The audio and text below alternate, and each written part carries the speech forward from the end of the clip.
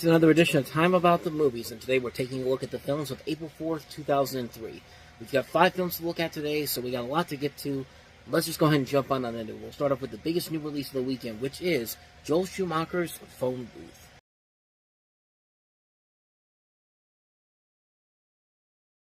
So you have a lot of different elements in play here. Joel Schumacher directing this, written by Larry Cohen, who was mostly known back in the day for writing a lot of blaxploitation and horror and science fiction films.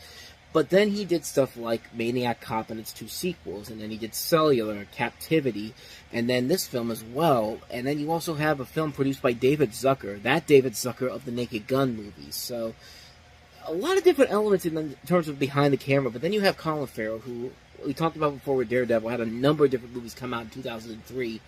And then you also have Kiefer Sutherland, who you clearly hear Jack Bauer when you hear him as the guy on the phone. And then you also have Katie Holmes, Forrest Whitaker as the cop, Radha Mitchell is also in here as well.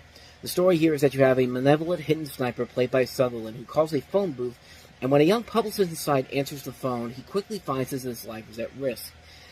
And this was one of those films that was delayed, not because of 9/11, but because of something that happened a year before. In October 2002, the film was supposed to be released in November, and then it got pushed back because of the DC sniper attacks that happened. So they pushed it back into April, and the rest is kind of history. The film actually did very well with critics. It was a major box office hit. The film itself is really good up until it gets to the final couple minutes. I mean, it's a film that has everything going for it, but the ending I think is a little bit of a cop out. And I think that's many people's complaints about the film, is that the ending does feel like a cop out in a big way, and I don't think it's that big of a cop-out, but it's definitely a cop-out. It feels like something that's completely out of the norm for the rest of the film, because the rest of the film is really damn good, and it's mostly because of the performances by Colin Farrell and Kiefer Sutherland, as well as Forrest Whitaker. Like, Colin Farrell's really good in the film, and it's not I'll say this, it's a bad ending, but it's not an ending that completely ruins the overall enjoyment of the film. I still found a lot of elements to enjoy about this film in particular. Really, it's surprising how much they're able to do it, because this thing is mercifully short. It's only 81 minutes long, so that's barely... It's not even hitting an hour and a half in terms of the length of this movie, and yet here it is. But like, it would have been really great, probably one of the best movies of the year, had it not had that ending that was goes for a little bit too much of a cop-out ending.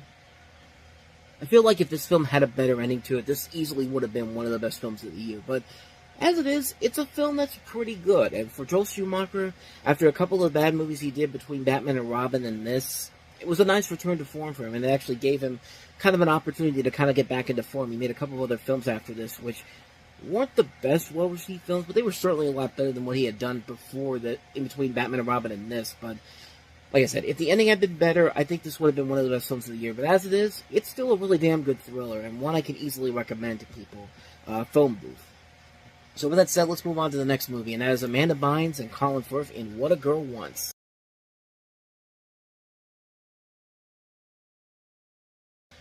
One of those movies that, once again, you realize that Amanda Bynes really had a lot of comedic potential and had a lot of possibilities, but then her career just took that downfall, and just like, I miss this Amanda Bynes, man. But What a Girl Wants shockingly does not have that song by Christina Aguilera, which is amazing to think about, because it's kind of like with The Hangover and that Katy Perry song, Waking Up in Vegas. How is that song not featured in that movie? But in this movie, you have Amanda Bynes as a 17-year-old girl who goes to England to meet the father she never knew. So it's kind of like The Princess Diaries in a way, kind of a little bit of a lesser version of The Princess Diaries.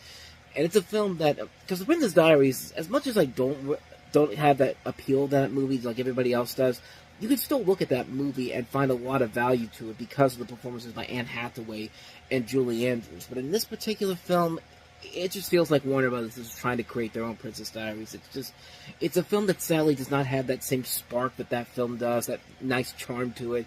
As much as Amanda Bynes is trying her best here to save it, it kind of goes where you think it's going to go here. It's a film that's more on the appealing line for strictly kids, strictly little girls. I think girls in particular get a kick out of it. A guy like me, per se, like, as much as I love Amanda Bynes, it's definitely something that would be like, nah, she's doing her best, the best she can, but she's not really saving the movie from anything too spectacular. I mean, a critic put it in the best words. It's a sanitized adventure for the Mary-Kate and Ashley said, which is funny because this director, Denny Gordon, guess what his next movie is? The one Mary-Kate and Ashley Olsen movie that went to the big screen and was a huge flop, and that was New York Minute. And we'll get to that one in the next year, but, yeah. Talk about a coincidence there. But, as far as this film goes, there actually was a controversy, too, because before the U.S. release of the film, there was actually advertisements where they were forced to remove the peace sign that Amanda Bynes was giving in the poster because of the invasion of Iraq by the U.S. in 2003, and Warner Brothers basically said, in a time of war, we made a slight alteration so that we could avoid any potential political statement in a completely non-political film, which, okay, I guess. I mean, they did the same thing with the Spider-Man teaser poster when the 9/11 attacks happened. I mean, I guess it's okay I guess you could do that, I guess, but I don't know. I don't think anybody would have really given that much of a deal to this movie if they kept it in there. And I think they actually did put it back on for the DVD of it, the VHS and DVD later on in the year. I could be wrong on that, though. Don't quote me on that. But yeah, like I said, as far as this movie goes, Amanda Bynes is probably the best thing about the film, but even her performance in this really can't save the film in general. It's a film that just is... It's a watered-down version of The Princess Diaries, really, when you really look at it. It's just... I guess little kids will like it, little girls in particular, but someone like me, I really didn't get a kick out of it for obvious reasons, because it really wasn't made for me, per se. But I saw it because I like Amanda Bynes, and I just wish they'd given her I just wish they'd give her a better film to work with here. But I digress. Let's go ahead and move on to the next movie we have here. Vin Diesel trying to follow up his success with Triple X the year before with A Man Apart.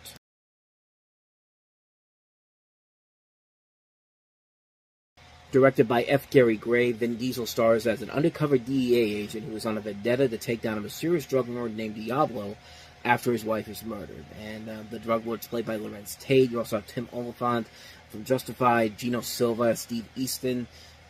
That's really all you got for this film. This is really not a good movie, and probably one of the worst films F. Gary Gray has directed. And I mean, this is a guy that has made some pretty bad movies as of late. The Fate of the Furious, Men in Black International, Lift this year, and Lift's already considered for me as one of the worst movies of the year.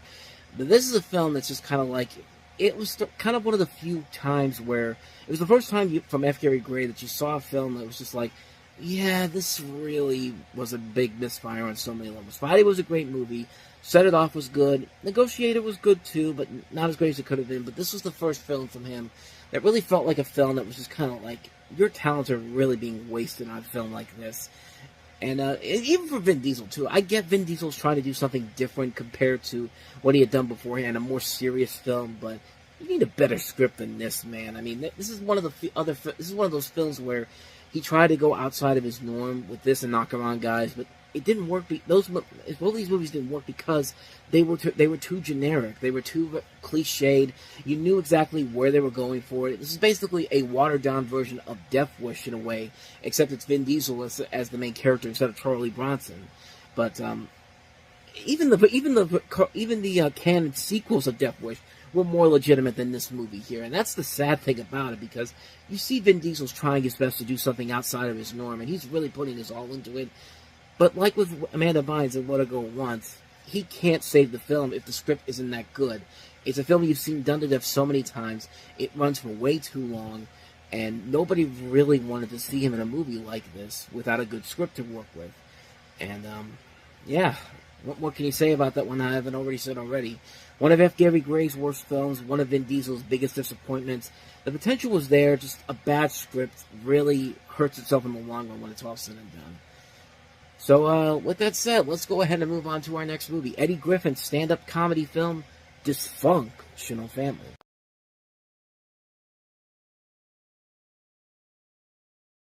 So in this movie, it's a live concert film starring Eddie Griffin performing his stand-up act. The central theme of the concept is family and how Griffin's difficult yet loving clan helped him become a star. Griffin introduces his family via anecdotes and documentary footage, relating infamous tales, including how his mother once chased him down with a car, how an uncle's drug abuse almost destroyed him, and the pride another uncle takes in his prestigious pornography collection.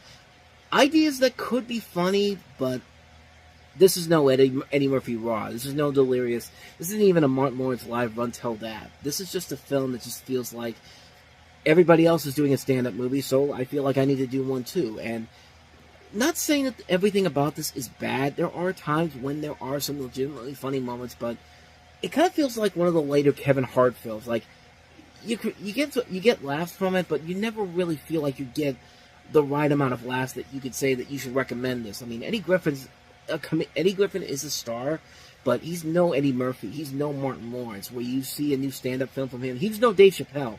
Whenever you see a new stand-up special with them, you want to see what they're going to do, because you know you're going to laugh really hard if it's done very well. And those Eddie Murphy, Martin Lawrence, and Dave Chappelle have done it very well in the past.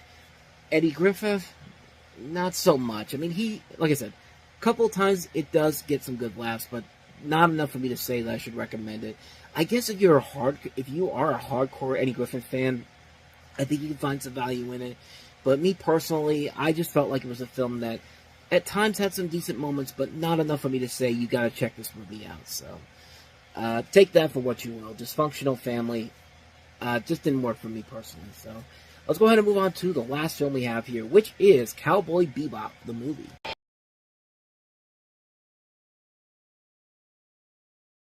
So technically, this was released back in 2001 in Japan, actually 11 days before September 11th in Japan, and didn't come out in the U.S. until August 11th, 2002, which then got a big theatrical release this weekend.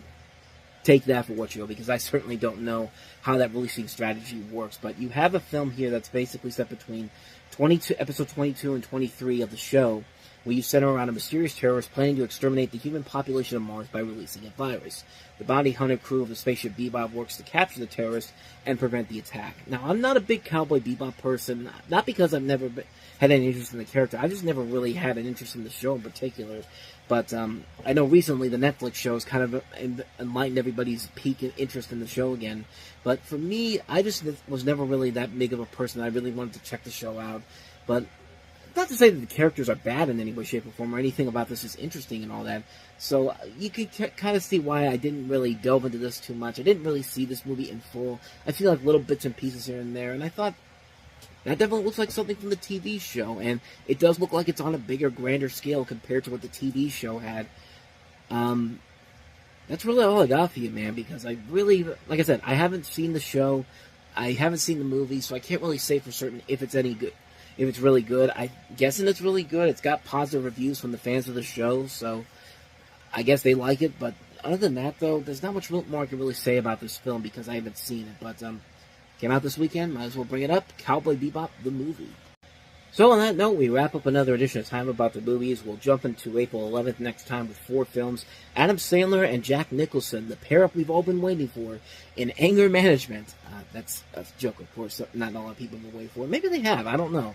But we also have House of a Thousand Corpses from Rob Zombie, James Cameron's documentary Ghost of the Abyss, and we also have Better Luck Tomorrow, which is directed by Justin Lin. We'll talk about those 4 films on the next episode. But until then, thank you so much for watching, and if you want to see more videos like this, please hit the playlist on the next page, check out the previous episode, and also don't forget to hit the like and subscribe button if you want to see more videos like this on this channel. So, with that said, I'm off. I will see you guys next time, and until then, as always, take care.